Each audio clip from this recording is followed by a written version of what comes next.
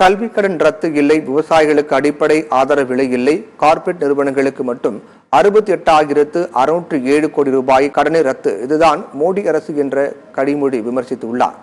கரூர் தொகுதி இந்தியா கூட்டணி காங்கிரஸ் வேட்பாளர் ஜோதிமணி ஆதரித்து திமுக துணை பொதுச் செயலாளர் கனிமொழி இன்று பிரச்சாரம் செய்தார். திறந்த வேனில் நின்றபடி பொதுமக்களிடம் கை சின்னத்துக்கு வாக்கு சேகரித்தார்.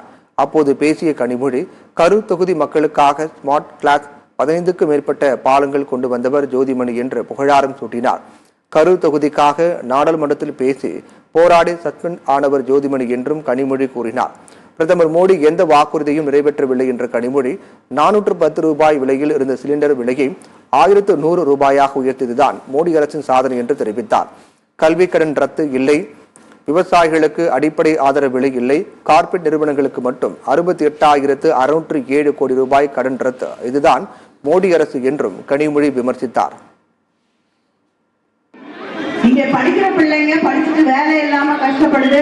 கல்வி கடனை ரத்து செஞ்சுட்டாங்கன்னா செய்ய மாட்டேன்ட்டாங்க.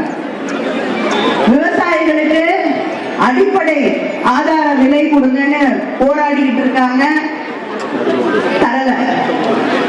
ஆனா கிட்டத்தட்ட இந்த ஆட்சியிலே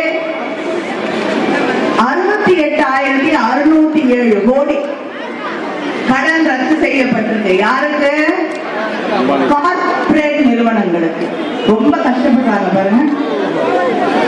அடுத்த வேலை சாப்பாட்டுக்கு இல்லாம அவங்களுக்கு கார்ப்பரேட் பெரிய பெரிய நிறுவனங்களுக்கு 68,607 கோடி